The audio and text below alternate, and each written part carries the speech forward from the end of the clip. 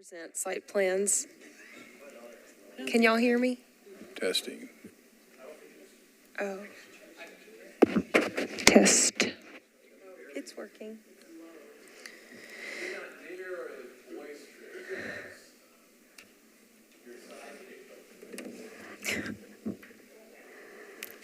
Better. All right.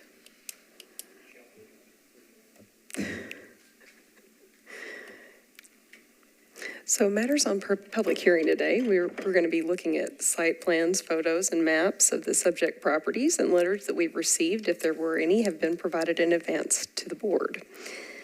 At the conclusion of the staff's presentation, the appellant will have an opportunity to present their case to the board, as well as anyone who's here either in support or opposition of each application. If there's opposition to a case, then we'll hear from both sides, and the appellant may have an opportunity to rebut any opposition testimony.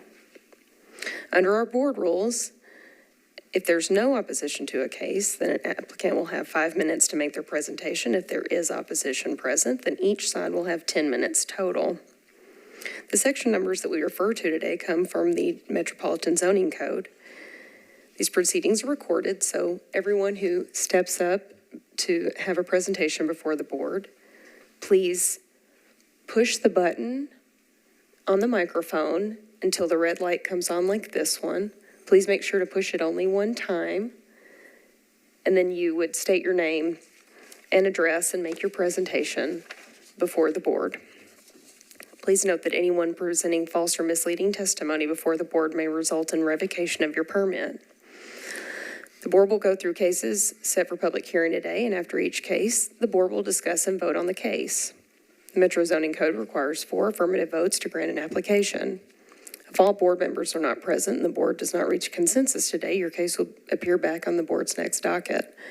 Applications that fail to receive 4 affirmative votes for at least 2 consecutive meetings shall be denied by operation of law. The appellant or other interested party may request a rehearing by the board within 60 days after the decision of the case. Parties may also appeal the board's decision to Davidson County Chancery Court by filing a writ of certiorari within 60 days. All parties are encouraged to seek independent legal counsel regarding the filing of an appeal to ensure that all deadlines and procedures are followed. If you're an appellant and your case is granted, it will be necessary to obtain the permit for which you have applied. Please note that the permit must be obtained no more than 2 years after this board's approval. We do have some preliminary announcements about some matters that are being deferred from today's docket.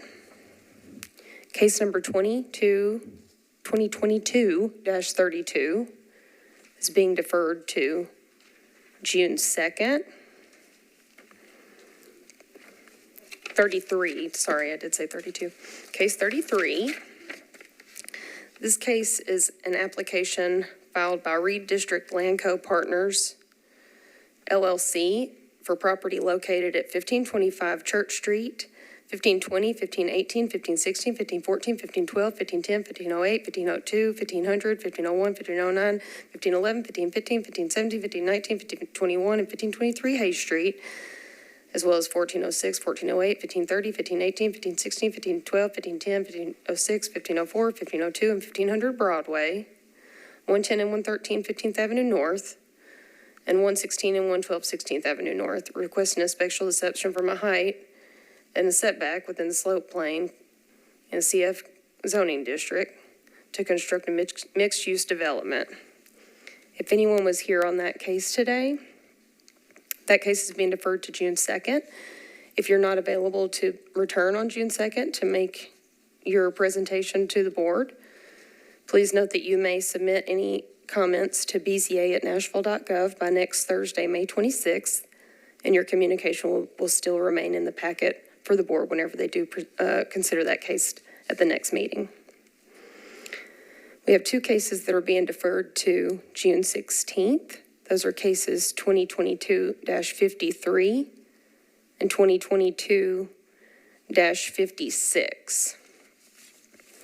2022-53 is a case filed by Dwayne Cuthbertson for property located at 1519 Robertson Avenue and 1517 5915 Robertson Avenue and 5917 Robertson Avenue, seeking an exception from the landscape buffer requirements in the CS zoning district to construct multifamily units with a shared access driveway.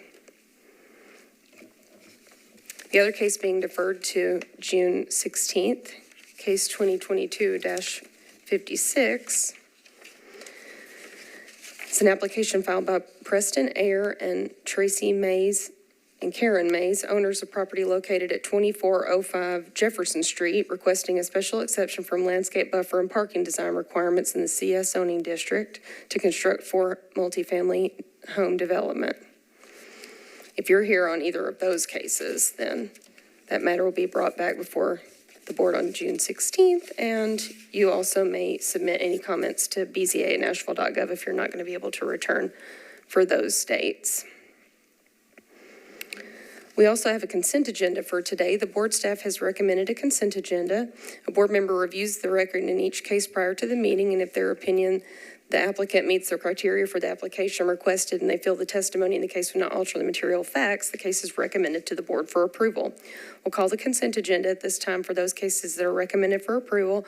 If there's anyone opposed to any of these cases, please raise your hand and let me know. I'll check back before the board votes on those cases. The cases recommended for consent today are 2022-52, 2022-54, and 2022-55. I'll read the captions on these cases and then check in case there's any opposition present. Case 2022-52 is a request for a change in legally non-conforming use for property located at 800 North 2nd Street within an SP zoning district.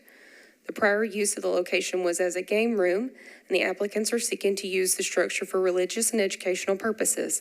Is anyone present in that case in opposition to that case? I know you're here in favor, and I see no one in opposition. Case 2022-54 is a request for a variance from the driveway width and garage door orientation requirements for property located at 148 Fain Street in the R6A zoning district. Is there anyone here in opposition to that case? Case number 2022-55 is a request for a variance to pay the in lieu fee rather than constructing a sidewalk for property located at 5298 Georgia Avenue in the R6 zoning district. Applicant is constructing 2 single-family dwellings. Is there anyone here in opposition to that case? Mr. Chair, members of the board, I see no opposition to the cases that are recommended for consent today. If I could please ask the board to consider a motion to approve the items on the consent agenda. Seconded. Second.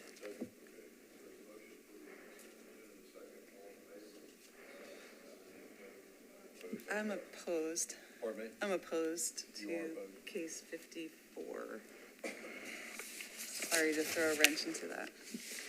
Okay, then may I ask the board then to rescind that motion and simply pass a motion adopting cases 54 and 55, and then we can hear case number 54. We don't necessarily have to hear it, but we can vote on it again. If it's not on consent, then I think the proper procedure would be. If anybody objects to something being on the consent, we just pull it. So let's just pull it and hear it. So, yeah. So 54 will be taken off.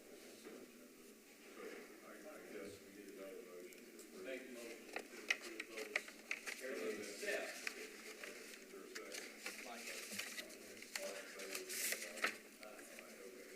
So the consent agenda is approved except for 54. Okay. Yeah, well, Yes, actually, Okay. thank you, because actually Yeah, the thank IT you. department made that same recommendation. Yes. Okay, all right, thank you. So we'll show those 2 items as being approved, so yes, your item is approved. And 148 Fain is remaining on the agenda. Let's see.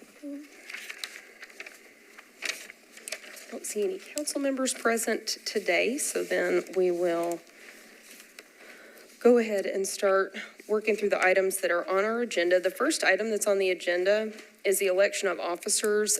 Since Mr. Pepper is already prepared to run the meeting for today, I would suggest, if there's no opposition, that we just move that to the heel of the docket, and then we can do our election before we all adjourn. Echo that, move that to the heels. Okay, we'll move that to the heels. Okay.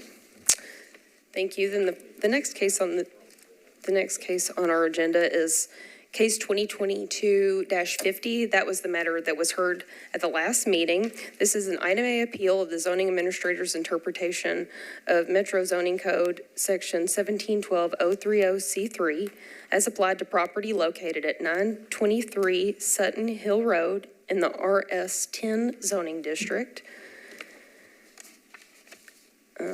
The motion that was made at the last meeting was to overturn the zoning administrator. There were 3 members that voted in favor of that motion. That was Mr. Lawless, Ms. Carpenick, and Mr. Newton.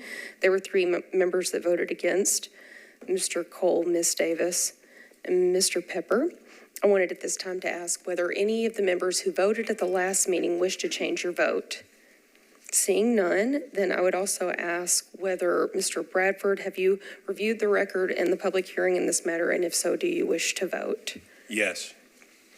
You have reviewed the matter, and your vote then is, if you vote yes, then you're voting in favor of the motion to overturn the zoning administrator. If you vote no, you're voting against the motion to overturn the zoning administrator. How would you vote? Yes. All right, thank you. So then the motion to overturn the zoning administrator is 4 ayes, and that motion passes. At this time, we will look at new business before the board, and I will resume my seat. So, okay, thank you. Which way? You'll do my PowerPoint? Okay, great, thank you. So case 2022-52 is a request for a change in a legally, sorry, that one's on consent. That one's deferred.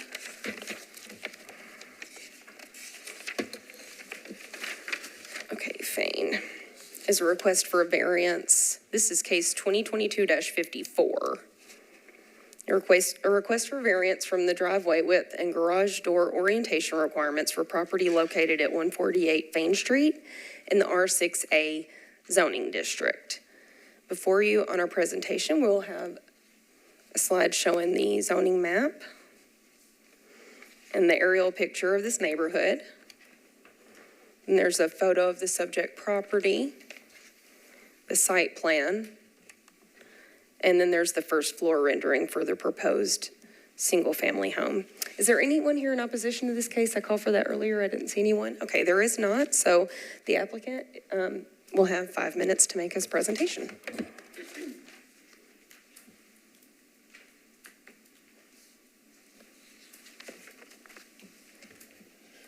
And I thought I was going to get out of here without making a presentation. Mr. Chairman, members of the board, Dwayne Cuthbertson, 409 Merritt Avenue, here representing the property owner at 148 Fane Street. And the variance we're asking for is fairly straightforward.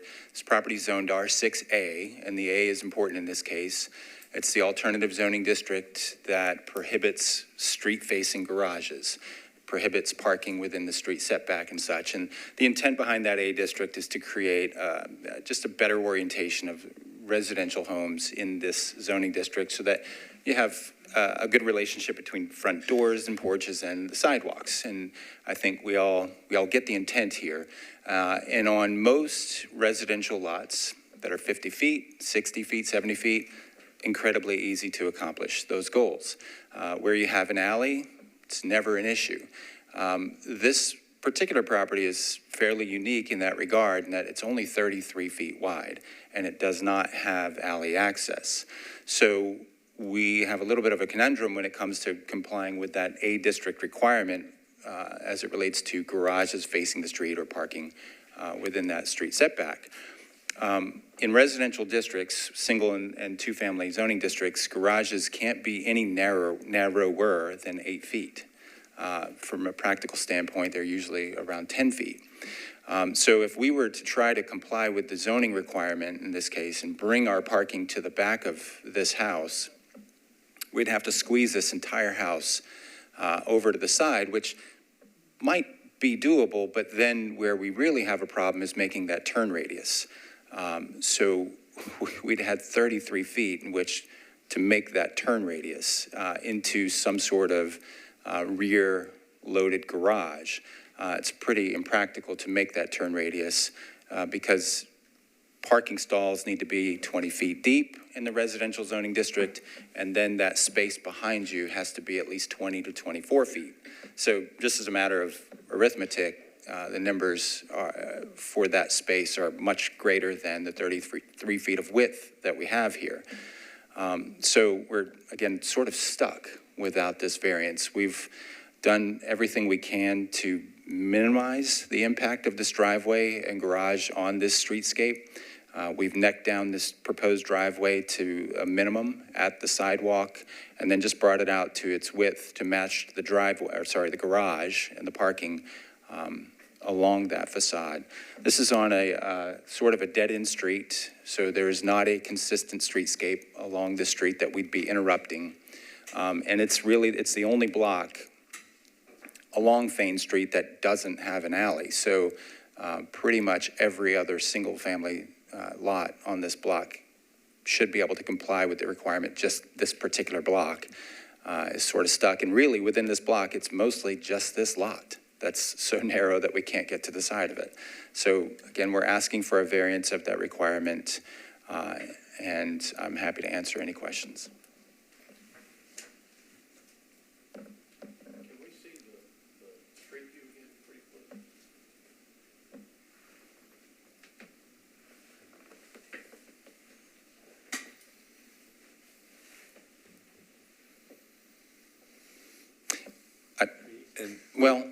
And yes, and I might add that we can't build this house without required parking. We have to have parking on this site, at least 1.5 spaces. It looked like the rear of the site was Interstate 40, so presumably in the original plat, there was probably just an alley back there, and they cut I-40 through it. It kind of threw everything off. Absolutely. When this neighborhood was platted, absolutely traditional lot, block, alley pattern. And street trees, yes. Happy to agree to that as a condition if we get there. Excellent. Any further questions from the applicant? Thanks. Okay, we'll close the public hearing and discuss. Well, I'm sure you want to hear from me because I was the one in opposition. Well, you weren't in opposition, you just wanted to pull it from the consent agenda, which is fine. True. I didn't take it as opposition, I just took it that you wanted to hear it, so. Yeah, that's a good way to see it. The issue I have is just with the front-facing garage, and there was a reason that these properties were rezoned with the alternative, as an alternative zoning district, and it went from R6 to R6A. And part of it is not to have a front-facing garage, as you pointed out. I just struggle with that, to allow this piece of property to have such a prominent architectural feature that was not allowed by that zoning. Now, I understand the arguments you've made. Those are good arguments. So that's why I was wanting to hear it. So, and I guess, to me, the width being 33 feet and there being no alley were that's one reason I thought to put it on the consent agenda. It's fine that you pulled it. I agree I don't know where the parking goes if it doesn't go in front. And there was no opposition from neighbors. And I do think the adjoining lots I get the zoning, but the adjoining lots are all, significantly wider. So I suppose what I'm struggling with is what is the alternative? Is there one? And maybe I'm missing that. Yeah, I don't know that there's an alternative, but I guess reading through the packet, I didn't have all his points in the packet. I didn't read it. Gotcha, okay. I mean, I read the packet, I didn't see his points, so it was good to get clarification. Okay. So now that you all have explained it, it makes a little bit more sense. Yeah, I definitely see a hardship. I kind of hate that it appears that the design is, in part because of the front-facing garage, is very incongruent with the predominant development pattern of the neighborhood and some of the other houses around there. I think I wish the design was different, I'll put it that way, but as far as the hardship, I definitely do see a hardship here, and I feel like I could support the variance request. Spoken like a true architect. My only comment, other than you agreeing, Dwayne, to give me my trees, do we start a slippery slope by changing, in essence, the entire street with the front, with the parking and the driveway in the front? I don't see how else you can do it, but was my concern. It wasn't great enough to object to it coming off of consent. However, let me ask this: did you guys look at any other ways that you? Can we open it just long enough for me to ask one question? Okay. Okay. It's open. So. Did you guys look at it any other way to utilize the back? I mean, I'm asking, and if you didn't, fine. Well, no, we did go through that exercise, but there's just no way to make that turn. I mean, we can live with an 18-foot, even 16-foot house, but it's getting the car back there and then making that turn. You'd effectively have to do a U-turn to get into a rear-loaded garage, and that's our biggest sticking point, is we don't have the width to make that turn. Since I'm talking, one of the things that we did talk about, but we never got there, was reseating the garage behind the front porch, so that the garage is not the most prominent feature on this facade, and we didn't get to that change before we came to the BZA, and we should have gotten there. So that's something we would entertain, is conditions that just made the garage less of a prominent feature on that facade, to your point. I was going to say, I'm actually very thankful that Ms. Carpenter took this off of the consent agenda, because I think seeing the pictures of the streetscape, like, for me, makes this harder. Like, I understand, I'm not saying that a variance isn't necessary. Obviously, it's necessary in order to build on this lot. But, like, why is a garage a requirement? Like, there are plenty of homes in Nashville that don't have garages. They can have the variance for the driveway and just not have a garage so that you don't mess with the streetscape. So, like, if a couple houses on this block had front-loading garages because all the lots were pretty narrow and that was a part of it, I totally understand. But, like, you're essentially, to Mr. Lawless's earlier point, like, you're going to mess up this entire block face by just this one variance. I'm sorry. Thank you, Mr. Lawless, for the correction. Excuse me, I rescind my last comment. Mr. Lawless noted that this would be a dramatic change to the block face. Did I say that correctly? Oh, it's beautifully said. I'm so sorry for saying that. So I think a variance is more than warranted, and I can support a variance. I'm just posing the question, is a garage necessary? I don't have a garage. There's plenty of streets in Nashville that don't have garages. So I guess that was my question. So I would say about the garage, and I agree, it's going to be incongruent, but what I see is that if we don't allow this design, what you could get is a tall, skinny with a driveway beside it, and then the neighbors are going to have a tall, skinny with cars parked in the driveway, which to me probably would also be incongruent.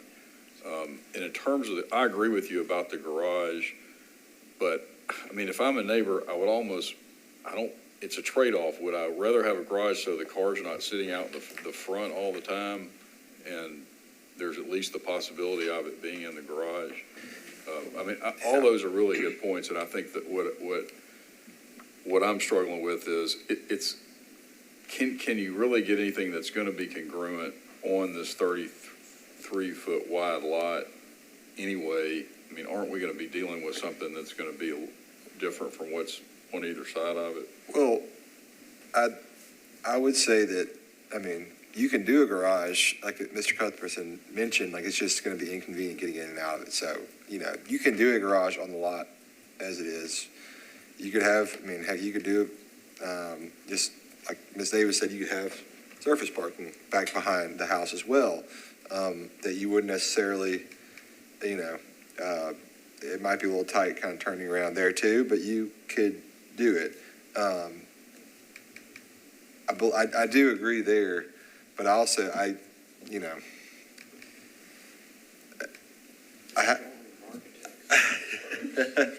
well, I am a little torn, and I did think about pulling it from consent a little bit, but also there's clearly a hardship here.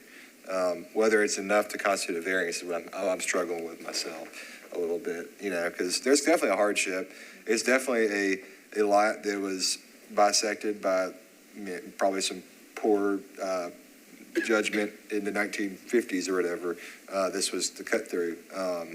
But at the same time, it is going to kind of have a significant effect on that block face. And I know it is, I guess it is narrower than some of the adjacent lots, but I mean, the based on parcel viewer, I'm looking at parcel viewer right now, and it shows the adjacent lot there that has a new house on it at 35.5 foot wide. So it's only 2.5 foot wider than this one. It's not like it's, you have 60-foot width lots, and then you have, there's just one that's 33. So I do see a case for a hardship. So is the one that's 35, is that the one to the right on the? Yeah, looking at the screen right now, it's the one to the right there. That's according to parcel viewer, again, it's not exact, but 35.5 feet.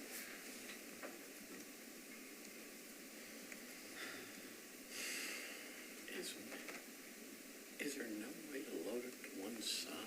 No, you couldn't do that.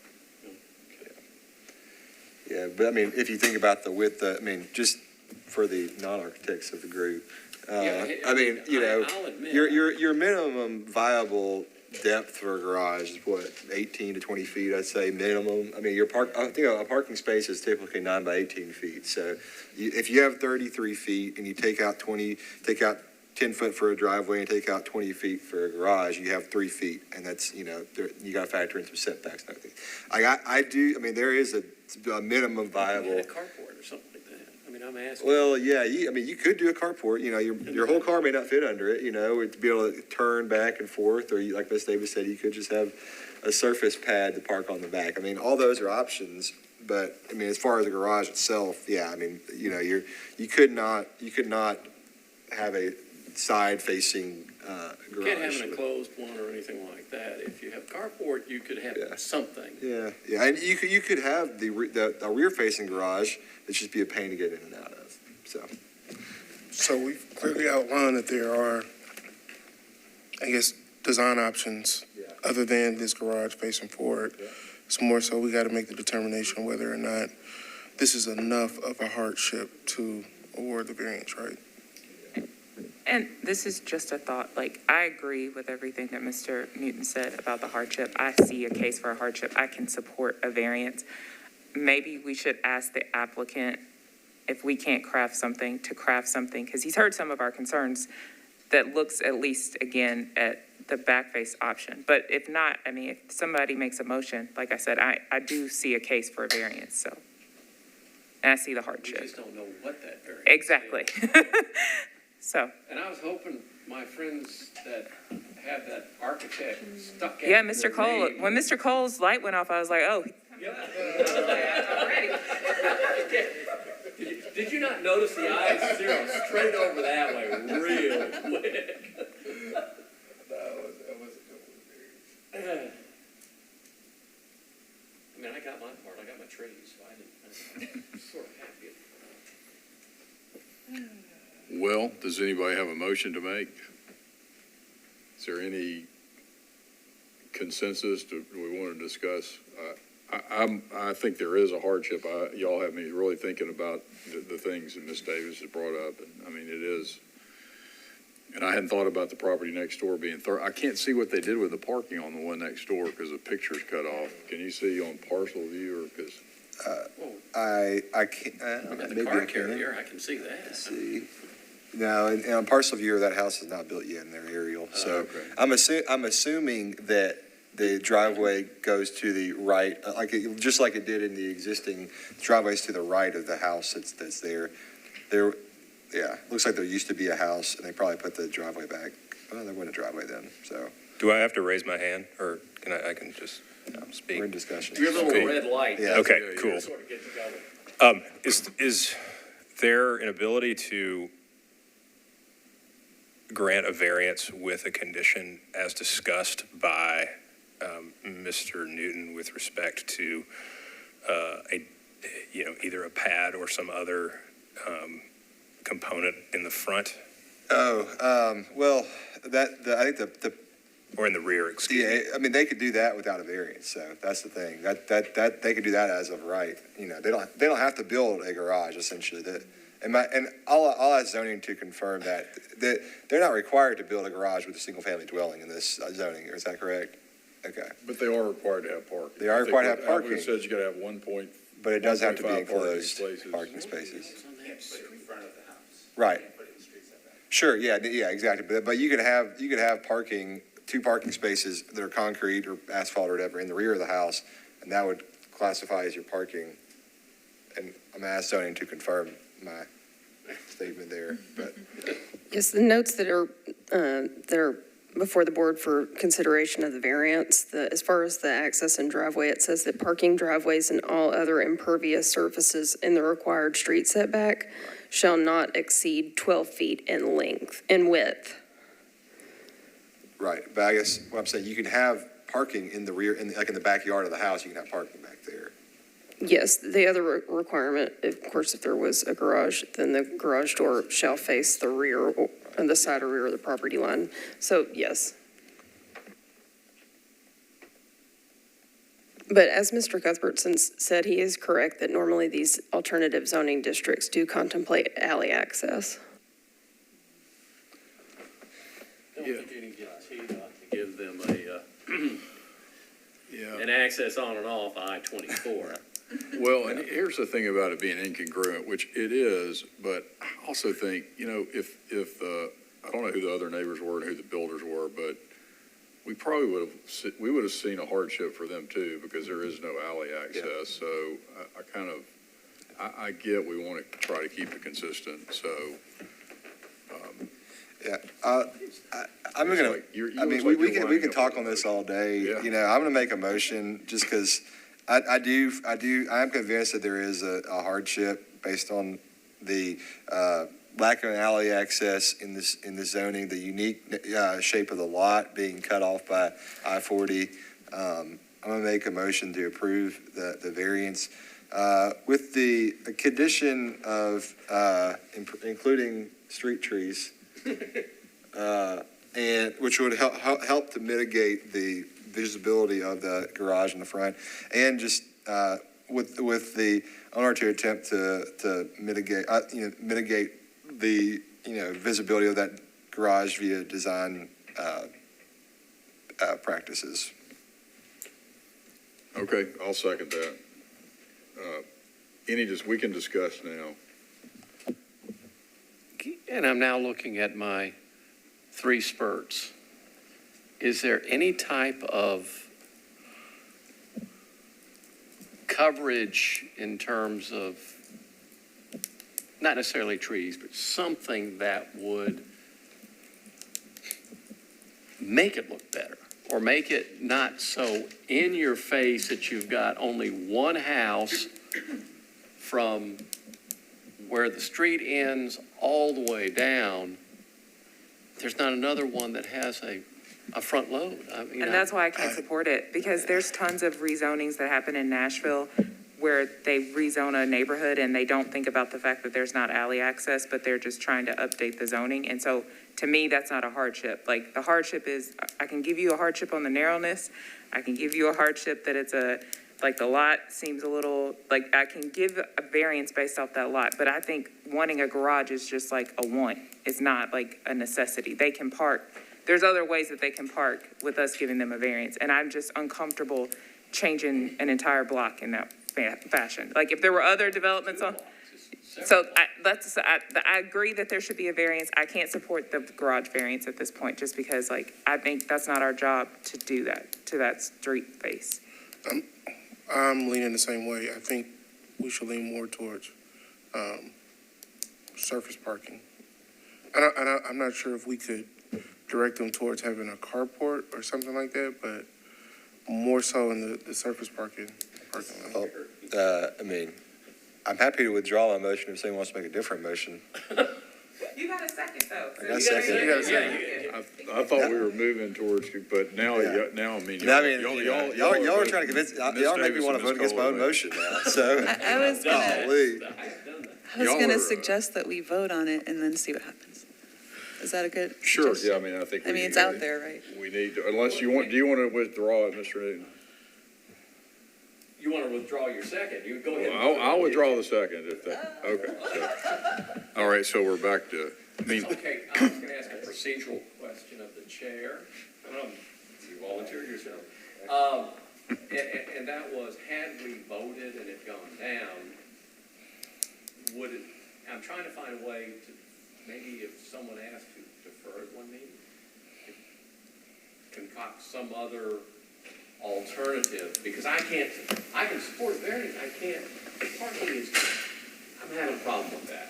you're having a problem with the garage or Yeah, the, in the okay. front load, because nobody else along there has it. There's a great 18-wheeler down the picture. So let me make sure, so you're okay with the, because there's a variance requested for the width of the driveway, then there's a variance requested for the garage. So you're okay with the width of the driveway, but you're not okay with the garage. That's where Ms. Davis is, okay. Right, and I think, yeah, I mean, and that's, Yeah. Well, and that's yeah. why I said a carport or something, you know, I was just I'm trying to find some way so they can use it. I mean, he gave me my trees, and what more can you? But, nobody else on the block. I mean, Yeah. it's just, and that was causing me, and you articulated it, Shanti, so much better than I have. That's where I'm having the hiccup, if that makes any sense. But Would there be a need to defer? Is a Just car, as to the is, second part? well, my question is a carport categorized as surface parking? Yeah, I mean, if you have parking spaces under a carport, that would count for your parking. Like, Yes, but is it surface parking? is that what they're Because like not? if we're trying to give a they're not asking variance for saying like you gotta have surface parking at a garage, are we then eliminating a But carport as an option? The requirement is for parking, and that's, and I'll ask zoning to confirm this. The requirement is for parking, whether that's in a garage, on concrete, in a carport. You have to have off-street parking. Is that the requirement there? You have to, Right, but I think that a carport would still have to comply with the setback requirement. Right, yeah, you couldn't have it in the front, for sure. Yeah, I mean, the carport would have to be in the back. It couldn't face the street, I guess. Right, Right, it would be in the setback. That answers my question. But the width of the driveway is specifically tied to having the garage in the front. Because it's, I mean, they could build a driveway to the back and have parking back there under, I mean, they could have done that without coming here. They're asking to have like essentially a 2-car wide driveway in the front so you can go straight into into that garage. So that's what they're asking for. So they're tied together. I mean, yeah. That makes sense.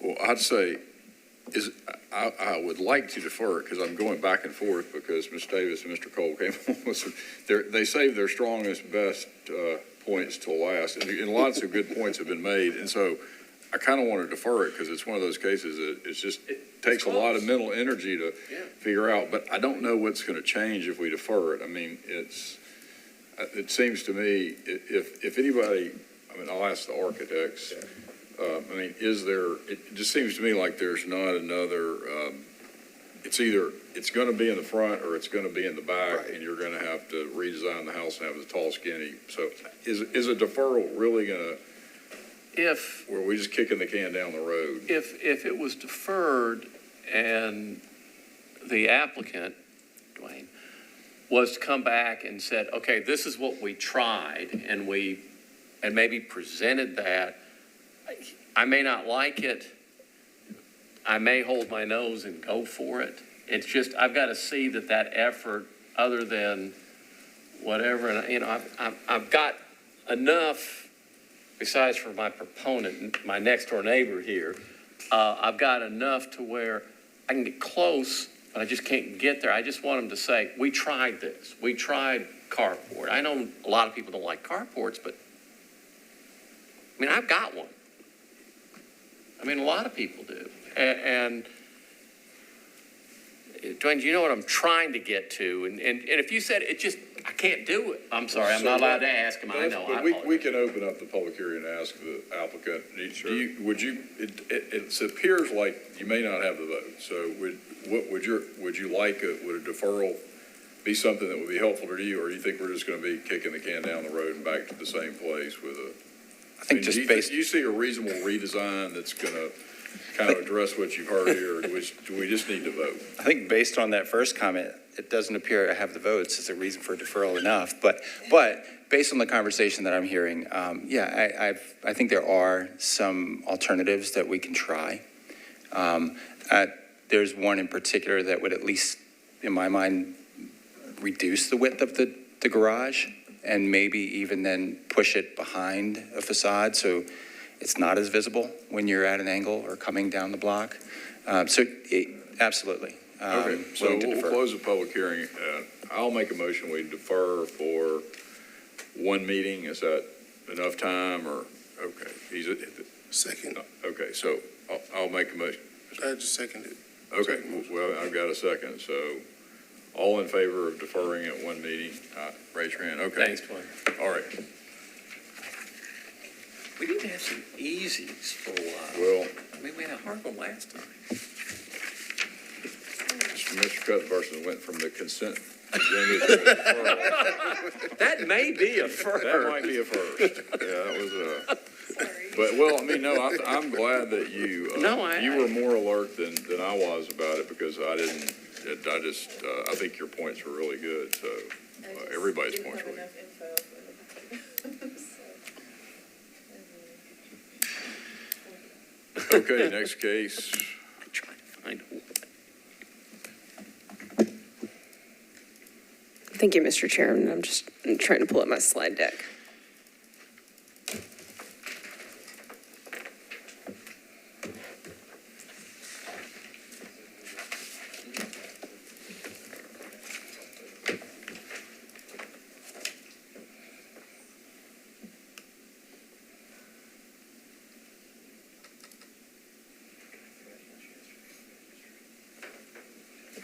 Okay, thank you. The last case for the afternoon is case 2022-57. This is a request for a special exception from the height restrictions for an accessory structure for property located at 2622 Emory Drive. This is located in the RS20 zoning district. Here's a zoning map. This parcel actually abuts, so the RS20 zoning district goes one direction, and then the properties on the other side are R10, and in the back is a separate zoning district as well. Here's aerial photo of the neighborhood. Here's the front of the home from the street. And then here you can see the detached garage in the back. Here's a closer photo of the subject garage. I don't believe we have any parties here in opposition today, so the appellants will have 5 minutes to make your presentation. Please state your name and address. State your name and your address, and you have 5 minutes, ma'am. Okay. Hi, my name is Liz Lopez, and this is my father, Ruben Lopez. We reside at 2622 Emory Drive. Can you move that speaker towards you just a little bit there? Yeah, thank you, Do I ma'am. need to repeat that? That's better. Okay, do I need to repeat the first part? No, I Okay. think I got it. Okay, perfect. Okay, so we got a permit back in 2015 to build just the garage for himself. He hadn't planned on building the office space above until later he thought, oh, well, I could use the space. And so he came back, came to the same person, got additional permit and to build above the garage. I don't know if it was a miscommunication because of language barrier or if it wasn't made clear, but we were not aware of a height max. Well, now, let me ask you about that. And, I mean, it looks like, looking at the permit, it wasn't pulled by a general contractor. It looks like it was pulled by you, so you were acting as a general contractor. And the first sentence says, bold all caps, the very first sentence, construct the new detached 22 by 22 garage with a height not to exceed 16 feet. Okay. So what happened that this thing gets built 6 feet above that? Honestly, I do believe it was a miscommunication or a language barrier, but when he came to get the additional permit to build it on top, the guy was just like, you tell me what you want, you can build it, you just have to pay the fee. You're the one paying for it, so tell me what you want. And he just said he was just gonna double what was on the bottom on the top. And then he started building, but also we were kind of shocked at the final inspection to find, I just took over to finish the building. And so I was surprised to hear that it exceeded the limit, because it passed all the initial inspections and we weren't made aware from the get-go. I guess we were, but we weren't made aware after it was built, and no one stopped us and were like, hey, it's too tall, until the last final inspection. Did you put a bathroom in this unit, It has a toilet, yes. Is there a shower? No. Okay. So help me to understand because your permit's from 2015. What's the timeline of that was 7 years ago. So Right. what's the timeline of this whole thing? Like how do we get here now? So, time, money, he owns his own construction business, so he was doing a lot of the work himself. Okay. And obviously the construction business is booming right now, so it's just lack of time. The garage has been built and in use for quite some time, and the remainder was just a really slow process. So this is, you're just recently completed the inspections for this permit from 2015, is that what I'm understanding? Correct. Okay. What year was it framed in? When did the framing go up? So I guess in 2015, right after the permit was put out. Okay, so the general shape of it has been in place for 7 years now? Is Correct. that all right? Okay, thanks.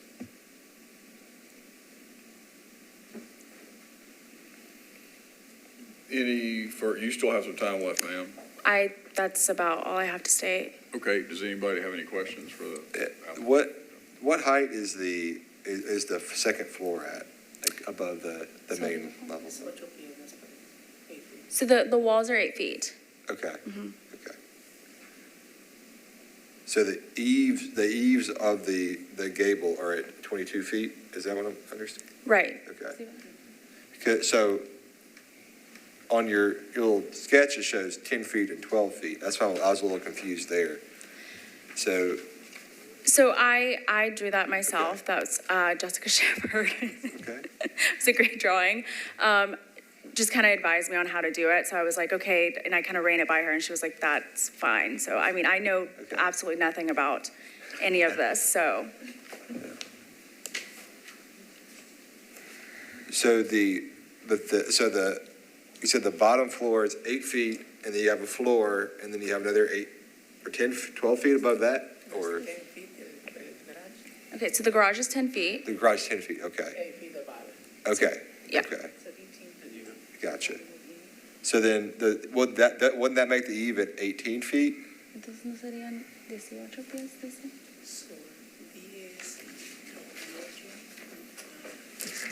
¿Y lo de arriba? Okay, so yes, but he doesn't know how much the gable is, how tall Oh, it the is. top of the gable, Yeah, okay. yeah. Okay, so the eave is presumably lower than the 22 feet that's shown here. Okay. Okay.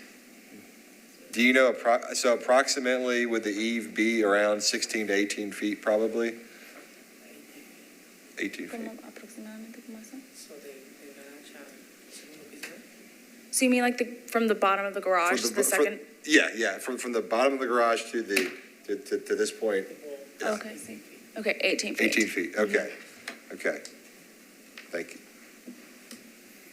you. Any further questions for that? All right, thank you, ma'am. Actually, I do have one We got more one. question. What, if you, does this, eave, is it higher or lower than the main structure, the main house? No, de la casa. ¿Está más bajo? ¿Qué está más bajo? Okay, so the garage is lower than the house. I'm Okay. sorry, But is not- the bottom of the roof, is it lower than the bottom of the roof of the house? okay, the garage is lower. Okay, Yeah. okay, thanks. We may want Kinda to see check that that, Logan, because from the street view, it looks like it's taller. Yeah, that prior view. It looks like that, I mean, looking from Google Earth, it looks like the driveway slopes down.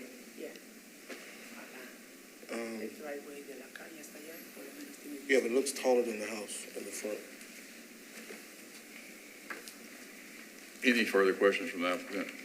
Or for the applicant? Okay, we'll close the public hearing and discuss.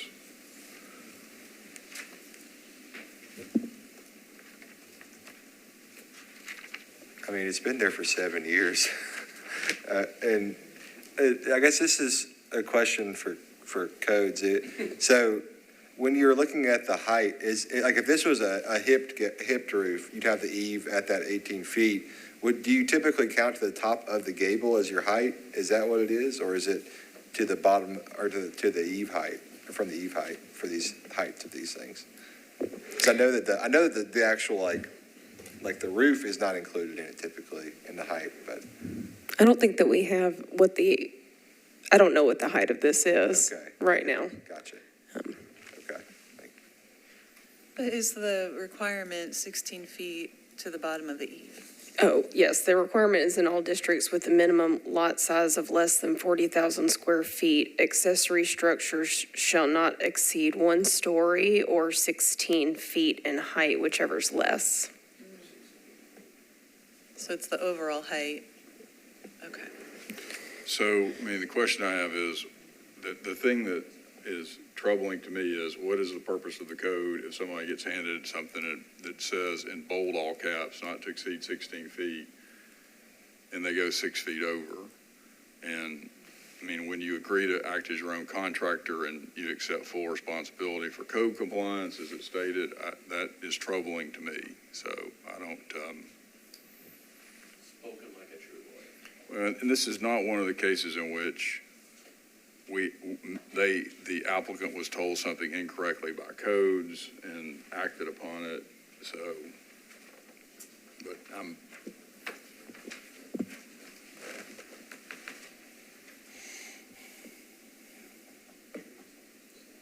I don't know if this requires I don't believe it does require well, actually, can we reopen the public hearing so I can ask? sure, a question? yeah. Anybody have a problem with reopening the public hearing? Okay, we're gonna reopen the public hearing, so,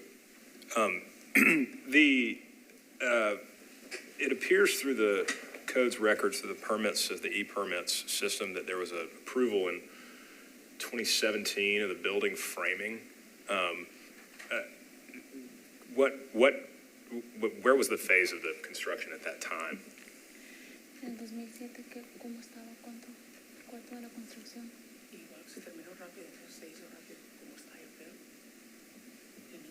Cuando se volvió a abrir el permiso. He thinks around the same as it's pictured. Okay. any more questions? Okay, we'll close the public hearing. Yeah, and I picked up that part too, but I've assumed that when they go inspect the framing, they're not pulling a tape measure to make sure that it gets code compliant. I've assumed they're making sure that it's the proper type wood and that it's, the construction practices. Because if otherwise, they wouldn't approve it. They would come out and pull a tape and say, wait a minute, you're not code compliant. You're at, above 16 feet. That was my take on that. Yeah, I mean, I think the issue I see too is that, if they're approving the materials and approving the general safety of the structure, but if it's still just the framing portion of it at that time, if it hasn't gotten to a point where they've started wrapping and putting in drywall, that it's, there's a possibility of ensuring compliance with the height still at that point during the construction process. And so that's kind of where I am too. Do we have a neighborhood view by any chance? No, it was hard for me to capture neighborhood view because this property is within a curve, and then there's a lot of foliage on that side. Oh, I know, I was admiring the tree. Yes, it is a really pretty lot, but yeah, that's the reason why we don't have a streetscape. It was like, no matter which angle I tried to take it, it was just street.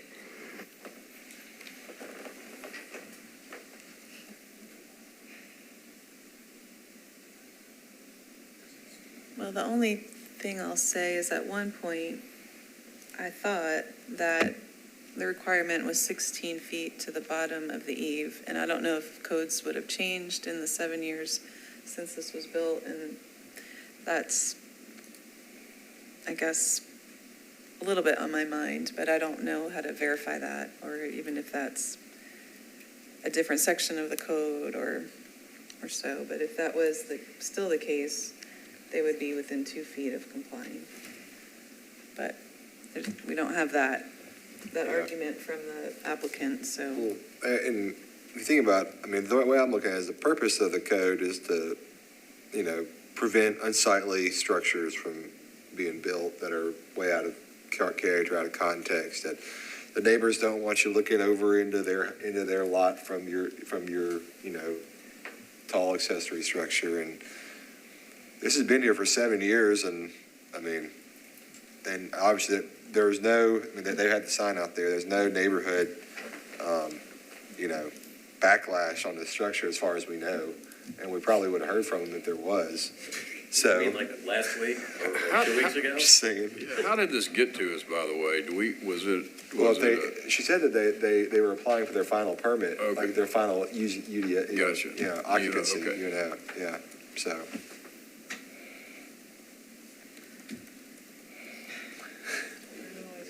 Oh, and I think, like, how do you remedy this if you're going to remedy this? You would just lose that whole second floor. You have to, like, literally tear the whole second floor off of this thing, and you have a weird roof over this garage that's 10 feet, I don't know. You could have a California contemporary roof, flat. It would be 6 foot tall. It'd be a 6 foot tall upper floor, so it's not even, like, functional. Well, they had playroom with small Okay. kids. Yeah, it's always hard when people have built something and but I'm really, if everybody that doesn't pay attention, again, I go back to, it's one I'm really struggling with because the code is the code and it says it in bold all caps on the front of the permit. So it's really, we don't like having decided, they don't like having to be here, I'm sure, having it been built, so. I would imagine it was somewhat of a surprise when they went to get their final, oops. Yeah, and the lawyer in me keeps thinking of, well, this is sort of what provisions in contracts with subcontractors are for, that if it truly was a mistake by a subcontractor, then that's, Somebody that falls back upon. well, and there's a responsible party that may not be the applicant, but. They always have an additional review to someone that wears a black robe because we're being asked to do equity. I'm not a chancellor. Don't want to be a chancellor. How about, would you be a motion maker? Yeah, I'm gonna make a motion that we deny. I'll- Simply because the code's the code. I can't rewrite it. As much as I want to help these folks, I can't do it. And I think I made that, and I was on the other extreme last time we met, if you recall. So I'm back to being the constructionist that I really am. this time. So I make a motion, we deny. I will second that motion. It's a reluctant motion, but yeah. And it's a reluctant second. It's where we are.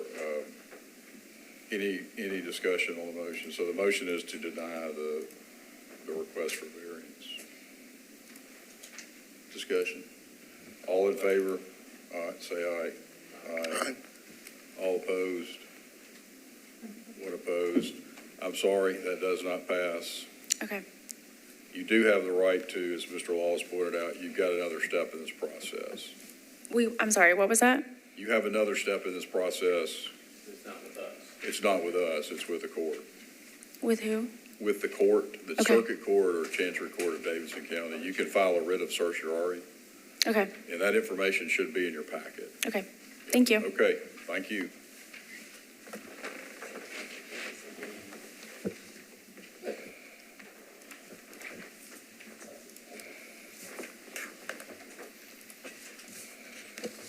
Okay, and before we adjourn for today, we will take up our election of officers. We need to elect a chair and a vice chair, and so, Can I nominate Ross Pepper for chair? thank you. Do you hate him that much? I'll second. On the We contrary. do. Second. Yeah, we do. Second. Yes, that's a motion, and then Mr. Laws is seconding that motion, and if you all would please take a vote on the motion to make Mr. Pepper your chair.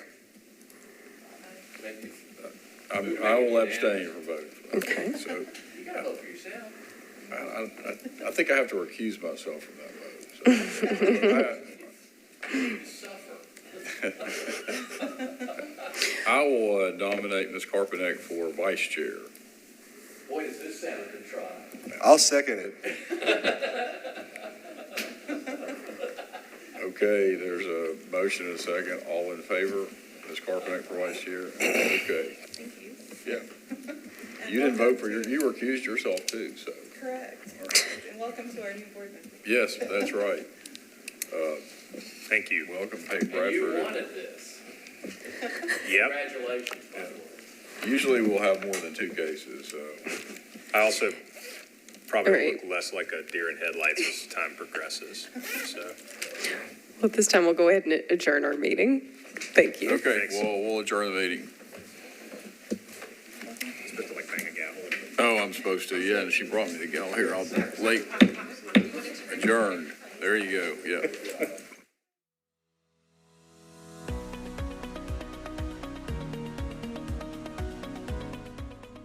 This has been a service of the Metro Nashville Network. If you would like to see this presentation again, or for more information on this and other programs, visit nashville.gov.